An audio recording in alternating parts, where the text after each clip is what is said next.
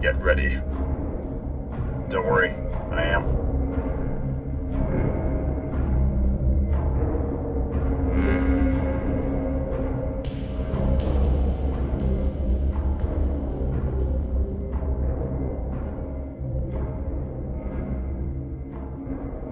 Well, I hope you have what I'm looking for. Last man who said that couldn't dock at a public station ever again. That's a good thing. I don't plan on stopping anywhere. Good, because once this changes hands, the verse gets a little bit smaller. Rule 1. Nobody walks in here armed but me. Get some! Get some! Get some! Still can't believe he got away.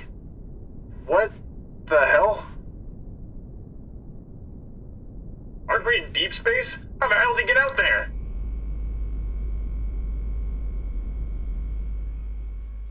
Hello and welcome back to Star Citizen. My name is Evenlease, and today on 10 Minutes More or Less Ship Review, right behind me, the Robert Space Industries Hermes. Let's go ahead and take a look.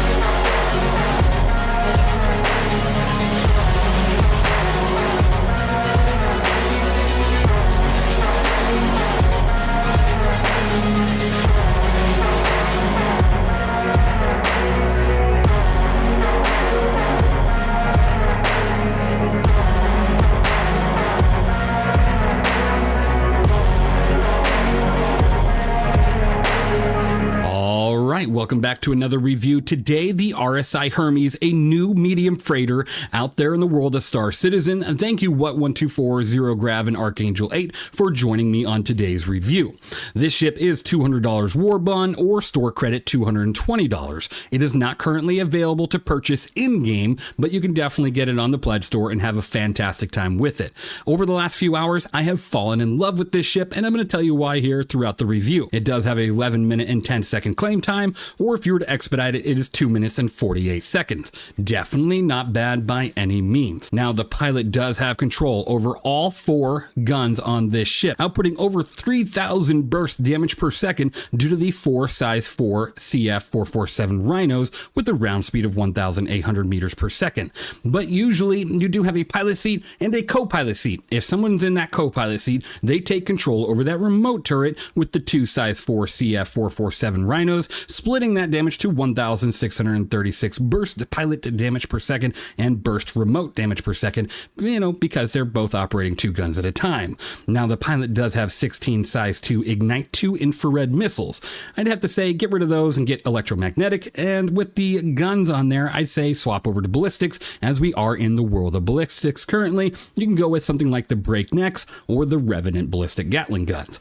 Now, on top of that, this ship does have 12,600 bubble shield. Due to the 4 size 2 shield generators, it should be 25,200 overall bubble shield, but I think it only takes into effect 2 of them right now at the current time at a time. So with that, they do have a 25% physical resistance, a -6% energy resistance, and a 95% distortion resistance. Taking a look at the ship's armor, it does have 21,000 HP with a -15% physical damage, a +30% energy damage, which isn't bad by any means. And then taking a look at the ship's health pool, it does have 124,700 HP overall on this ship, with 25% penetration physical damage reduction, 40% penetration energy damage reduction, and 30% penetration fuse damage reduction.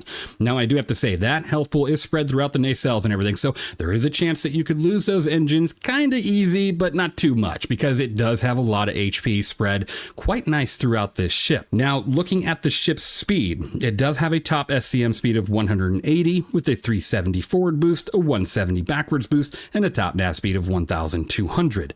Definitely not terrible. She is somewhat quick, especially with how much she can carry, but the maneuverability is where it kind of suffers, sitting at a 26 pitch, 26 yaw, and a 60 roll, and then you have it boosted at 31, 31, 72.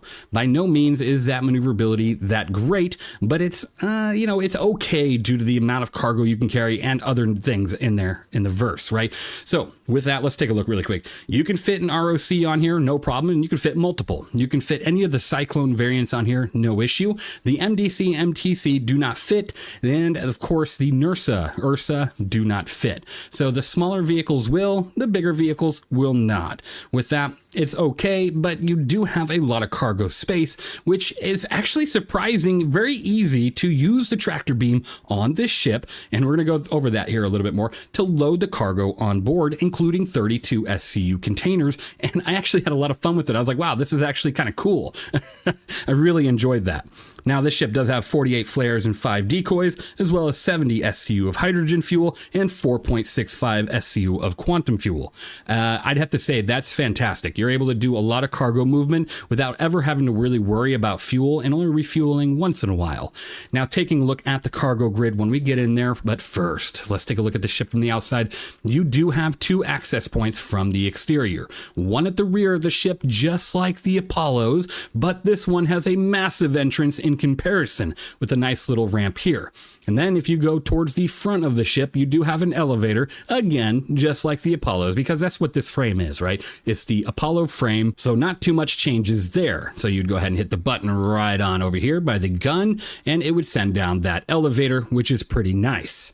Now, I'm going to go ahead and leave that down so I can go ahead and operate that back when we get inside of the ship. So we'll make our way towards the back of the ship over here, where you do have the ramp access right here. You'd go ahead and open that up, and there you go. Access to the back of the ship, where this is where you're going to be loading the majority of or all of the cargo. The 32 SCU containers, every type of container you can fit right on through here. So you'd walk on up, and you have control over a tractor beam that uses this beautiful looking track right here, and it sits there on the back. And then when you get into the tractor beam, you can definitely open that up and bring it to the back here. So I got distracted by what crawling on the ground there, but yes, you can definitely bring that tractor beam all the way to the back of the ship, allowing you to easily grab any of the boxes at the rear and bring them on in, as you can see on screen.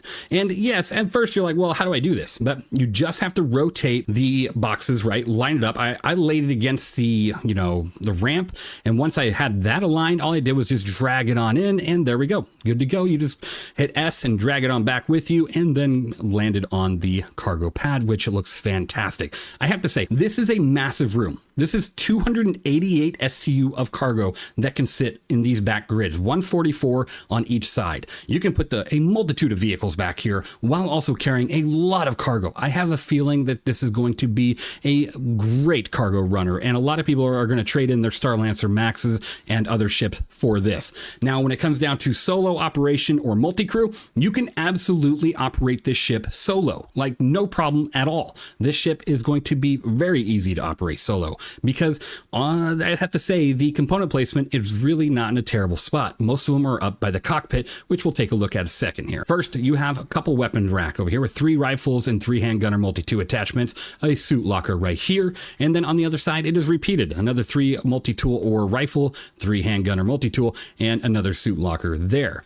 And then if you look right here, instead of a door that leads to a nice room, this opens up and it becomes an area for your shield generators right at the back, and a gravity generator. And over here you do have another door with the shield generators and battery system. Now right here you can operate the remote tractor beam. You go ahead and just hit F and it'll bring you right onto the system, and then you go ahead and hit F again and you go use tractor beam like this, and then you hit S. When you hit S, it brings it all the way to the back. It's actually really cool. And then you grab a box, just like, boom, grab it, and then you drag it on back, just kind of like what you saw in the video. Yeah, it's pretty neat. It is very neat, and I do think that's a lot of fun.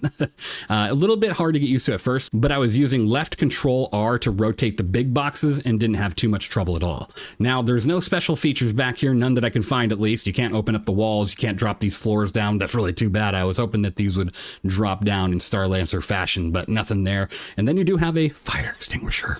And then if you make your way right on over here, you do have a lot of your component access. So go ahead and open up this door here. You got quite a bit, including an engineering terminal, which is pretty nice. And then go ahead and close that up and open up the one right behind you for the rest of your components on this ship. It is pretty nice. They are packed up in one area. Now that could also be a downfall. You have to be very careful about where you get shot at, right? Because if everybody lays into this area of the ship, you're going to lose pretty much all your components. So that is something to consider.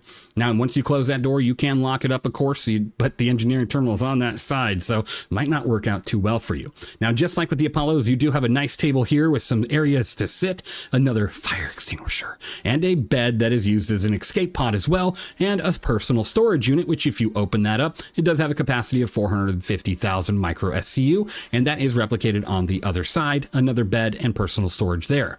Now, this is that front entrance of the ship, which as you can see is guarded so you don't lose the crew to EVA if someone was to use this in space. So you go ahead and call that elevator up, it brings it on up in a very nice fashion, and this nice shielding disappears. Now with that, you can close this rail system just by hitting that button. Now if you make your way over here, you do have a nice kitchen system here, allowing you to craft food and take care of yourself, and the bathroom, of course, which Archangel actually broke the toilet. It did open, and now we can't close it again, so gotta blame him for that, and we might need to stop at the convenience store for a plunger. Now after that, you do have a nice mirror and toilet, a mirror and sink right here, not toilet, the toilet's broken. And that is everything in this bathroom. It is a really beautiful ship. It really is. Now this ship, I wouldn't like PvP with it. You do have firepower. You can definitely defend yourself, but PvE, you shouldn't have a problem. You have 4 size 4 weapons on this thing, and you control them as the pilot. It really is no issue. Now, when the person is in the co-pilot seat, they have control over your lighting. They have control over a lot of systems in your ship. So you have to be very careful because it can get kind of frustrating. So I just like, hey, get out of that seat, stay out of that seat, right? Until I need you, if I need you on a gun or something. But otherwise, no lamp system, right? Alt L, nothing. No lamp in here yet. So maybe we'll get there in the next update. But once you take off, it is quite a pretty ship. I mean, she flies like a whale. She flies pretty decent on speed, but she moves pretty rough. Overall, though, this ship is definitely not terrible. It is actually quite amazing. It looks phenomenal. It flies okay. Its speed is great. I mean, overall, I think this ship is fantastic. I'm going to be sitting here with a 94 out of 100, and it's definitely going to stay in my hangar because I love this thing. I really do. It looks phenomenal on the inside, looks great on the outside, carries a lot of good cargo. It's really not complicated to load. You can even carry vehicles and go ROC mining. What's not to love about that? Thank you for watching. Thank you for being here. You guys are all truly amazing. Let me know what you think of the Hermes down below in the comments. And of course, I'll see you all in the next one. If you're building a new PC, go through longshipindustries.com, a veteran-owned mom-and-pop business that takes pride in every single build. He built my personal rig, which you can actually see featured on the website. The care, warranty, and customer support are top tier. Trust Longship Industries for your next build.